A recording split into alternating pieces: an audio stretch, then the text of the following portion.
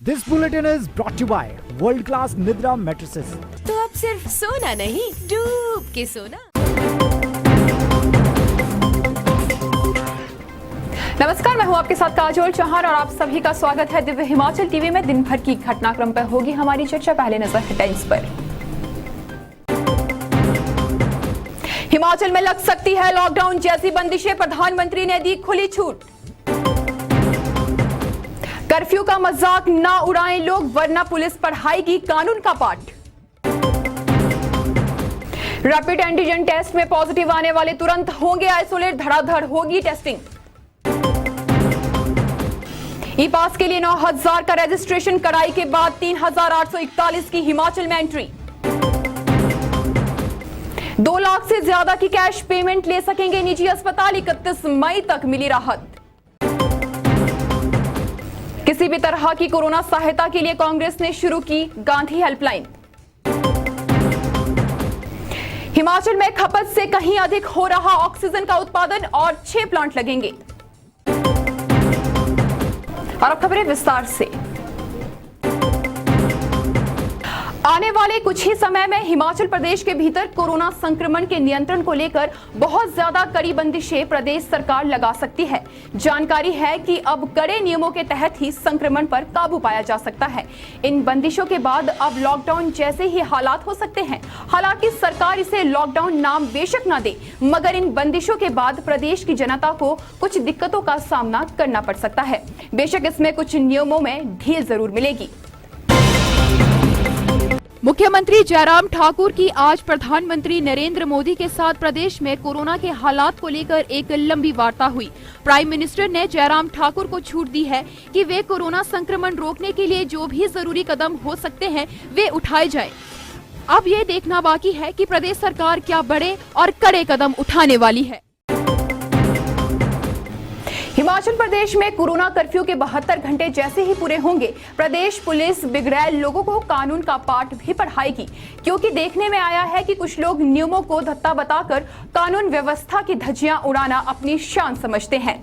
ये चेतावनी खुद पुलिस महानिदेशक संजय कुंडू ने दी है। देखिए इस खबर में। डीजीपी संजय कुंडू ने हिमाचल प्रदेश की जनता से आग्रह किया है कि वे कर्फ्यू के नियमों का पालन स्वयं सुनिश्चित करें, वरना कानून तो अपना कार्य करेगा ही। उन्होंने कहा कि प्रदेश में बीते दिनों 400 के करीब शादियों में पुलिस ने नियमों की जांच की और आयोजकों को कोरोना नियमों का पाठ पढ़ाया है। संजय कुंडू ने कहा कि पुलिस कर्फ्यू के पहले 72 घंटे लोगों को जागरूक कर रही है, उसके बाद कानून की भाषा में बात की जाएगी। अभी पुलिस सख्ती नहीं दिखा रही है। जैसे ही 72 घंटे जागरूकता के होंगे, यदि फिर भी नियमों की अवहेलना करता कोई पाया गया तो कानून अपना कार्य करेगी। डीजीपी ने कहा कि पुलिस जवान पूरी मुस्तैदी के साथ सेवा में लगे हैं व अब लोगों का सहयोग चाहिए। लोग बेवजह मूवमेंट करने से बच। कुल मिला के ये हुआ। साथ ही साथ मैंने दोनों एसपी साहब को बहुत बधाई दी, वहाँ के लोकल एसडीपीओज को भी, लेकिन ये भी बोला है कि जो हमारी फोर्स है इसका ख्याल रखें, क्योंकि ये बड़े नज़दीक कांटेक्ट में आ रहे हैं हजारों लोगों के साथ, और उनका वैक्सीनेशन तो मोस्टली सबका हो गया हमारे लोगों का, उनका टेस्ट रेगुलरली करवाते रहें। और हमने सोलन और बद्दी डिस्ट्रिक्ट में एक अलग फैसिलिटी 10-10 बेड की बनाई है, क्योंकि अगर मान लो कोई संक्रमित हो जाते हैं हमारे लोग तो उनको वहाँ ले जाए, आइसोलेट किया जाए, ऑक्सीजन मेडिसिन की व्यवस्था की हुई है। हमने एक सेंट्रलाइज्ड हेल्पलाइन है जो हमारी, वो पीटीसी ड्रो में बनाई हुई है, एक चंडीगढ़ की एक कंपनी के साथ। तो किसी को भी, किसी जवान को भी अगर कोविड के बारे में कुछ पूछना है, सहायता की जरूरत है, वहाँ हमारा डॉक्टर 24/7 अवेलेबल रहता है, वो गाइड करता है। तो कुल मिला के मेरा बड़ा संतोष है आज के इस विजिट से। और जो बॉर्डर है, हमने कोरोना की बढ़ती रफ्तार ने सभी को बड़ी चिंता में डाल दिया है। सभी सरकारी एजेंसियों के हाथ पांव अब फूलने लगे हैं। ऐसे में निर्णय लिया गया है कि हेल्थ डिपार्टमेंट अब शहरों से लेकर गांव तक टेस्टिंग करवाएगा। स्कूलों कॉलेजों में भी टेस्ट बूथ लगाए जाएंगे। इसका मकसद यही होगा कि जो भी व्यक्ति पॉजिटिव आता है उसे तुरंत आइसोलेट कर दिया जाए। इस रिपोर्ट में देखिए। सैंपलिंग बढ़ाने के लिए अब स्वास्थ्य विभाग शहरों, कस्बों, गांवों, महाविद्यालयों, स्कूलों, सामुदायिक केंद्रों और खाली स्थानों पर रैपिड एंटीजन टेस्ट बूथ स्थापित किए करेगा।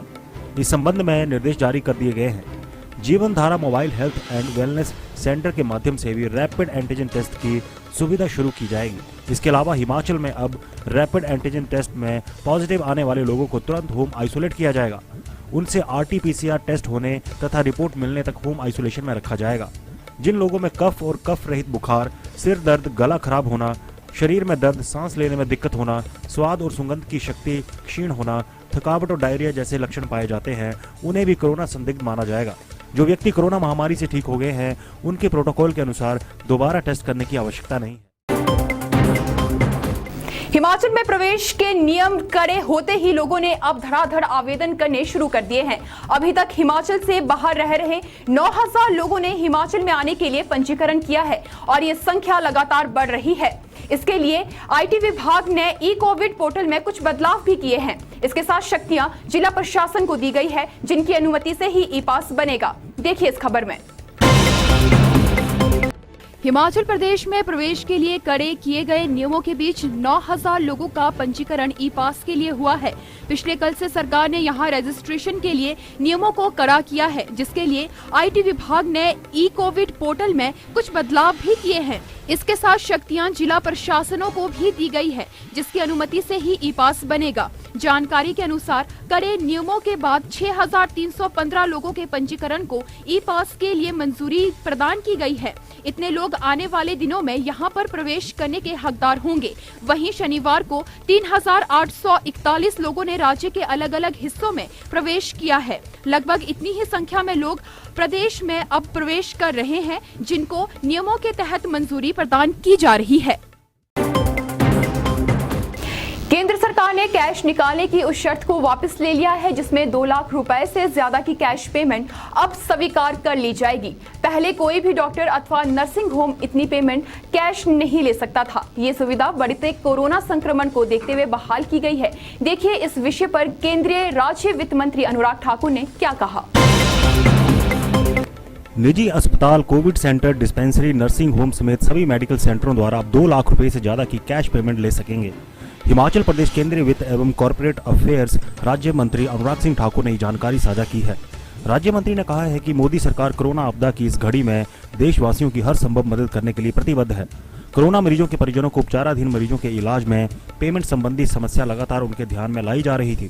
इसे दृष्टिगत रखते हुए वित्त मंत्रालय ने सभी स्वास्थ्य संस्थानों जैसे निजी अस्पताल, Covid centre, dispensary, nursing home समेत सभी मेडिकल सेंटर को अब 2 लाख रुपए से ज्यादा की कैश पेमेंट ले सकने संबंधी आदेश जारी कर दिया है। ये छूट 31 मई तक लागू रहेगी।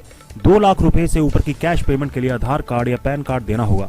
मरीज का विवरण, भुगतानकर्ता का पैन या आधार, मरीज और भुगतानकर्ता के बीच रिश्ते की जानकारी लेकर अस्पताल 2 लाख रुपए से ज्यादा की कैश पेमेंट ले सकेंगे। कोरोना काल में समाज के सभी संगठन अपने अपने तरीके से आगे आने लगे हैं। ऐसा ही एक प्रयास कांग्रेस पार्टी ने शुरू किया है। शिमला में हुई कांग्रेस की एक बैठक में फैसला लिया गया है कि अब संकट के इस दौर में अगर कोई भी व्यक्ति सहायता चाहता है तो वह राजीव भवन शिमला में स्थापित गांधी भवन से संपर्क कर सकता है। कांग्रेस ने गांधी हेल्पलाइन शुरू की है और इसके साथ कई डॉक्टर भी जुड़े हैं। इस रिपोर्ट में देखिए। प्रदेश कांग्रेस कमेटी द्वारा संचालित गांधी हेल्पलाइन की एक वर्चुअल समीक्षा बैठक का आयोजन किया गया। बैठक में कांग्रेस पार्टी के अग्रणी संगठनों और पार्टी के पदाधिकारियों ने अपने अपने क्षेत्रों में राहत कार्य की जानकारी दी। राजीव भवन में स्थापित गांधी हेल्पलाइन में डॉक्टर दिलीप सिंह, पूर्व प्रधानाचार्य नेरचौक मेडिकल कॉलेज ने कहा कि किसी भी संक्रमित व्यक्ति को अगर ऑक्सीजन की कमी पाई जाती है तो उन्हें तुरंत अस्पताल में दाखिल करवाना है। उन्होंने कहा कि इसके लिए गांधी हेल्पलाइन से एम्बुलेंस की व्यवस्था की जाएगी। सरकार को वैक्सीनेशन का कार्य जल्द पूरा करने की बहुत आवश्यकता है, जिससे इसका ग्रामीण क्षेत्रों में फैलाव न हो। बैठक में कांगड़ा से डॉक्टर राजेश शर्मा ने कोरोना को लेकर लोगों को जागरूक करने की आवश्यकता पर बल दिया। बैठक में शर्मिला पटियाल ने सभी ब्लॉकों के दूर दराज के ग्रामीण क्षेत्रों में गांधी हेल्पलाइन से लोगों की मदद की आवश्यकता पर बल देते हुए कहा कि ये इसमें लोगों की सेवा का है। हिमाचल प्रदेश देश का पहला ऐसा राज्य होगा जहां ऑक्सीजन की कोई कमी नहीं है। यहां प्रतिदिन 29.63 मीट्रिक टन ऑक्सीजन की जरूरत है, जबकि उत्पादन इससे कहीं अधिक यानी 73.81 मीट्रिक टन किया जा रहा है। यहाँ ये भी गौरतलब है कि प्रदेश भर के सभी स्टील प्लांट्स को बंद कर दिया गया है और वे भी सभी मेडिकल ऑक्सीजन का ही निर्माण कर रहे हैं। कोविड की दूसरी लहर में हिमाचल को 29.63 मीट्रिक टन ऑक्सीजन की जरूरत है। सबसे ज्यादा कांगड़ा जिला में है, इसके बाद मंडी, फिर सोलन और फिर शिमला में है। वर्तमान में हिमाचल के पास 73.81 मीट्रिक टन ऑक्सीजन का उत्पादन किया जा रहा है, जो कि पिछले साल की तुलना में 44.81 मीट्रिक टन ज्यादा है। हिमाचल में तमाम स्टील प्लांट इस समय ऑक्सीजन तैयार कर अस्पतालों को दे रहे हैं। प्रदेश के सभी स्वास्थ्य केंद्रों में आवश्यकता अनुसार कोविड मरीजों को ऑक्सीजन उपलब्ध करवाई जा रही है। राज्य में चिकित्सा ऑक्सीजन की प्रतिदिन उपलब्धता 73.86 मीट्रिक टन है, जबकि प्रतिदिन खपत 29.63 मीट्रिक टन है। राज्य के विभिन्न जिलों में चिकित्सा ऑक्सीजन की उपलब्धता में कांगड़ा जिला सबसे अग्रणी है। केंद्र सरकार द्वारा भी हिमाचल प्रदेश के लिए स्वीकृत किए गए 6 नए ऑक्सीजन प्लांट को स्थापित करने की प्रक्रिया शुरू हो गई है। इन्हें DRDO स्थापित करेगा। आइए अब जानते हैं मौसम का हालचाल। हिमाचल प्रदेश के शिमला, कुल्लू, मंडी, सोलन, चंबा, डलहौजी और सिरमौर में आगामी 4 दिनों तक भारी बारिश व ओलावृष्टि होगी। मौसम विभाग द्वारा राज्य के उक्त क्षेत्रों में 9 से 12 मई तक भारी बारिश, ओलावृष्टि व तूफान चलने का अलर्ट जारी किया गया है।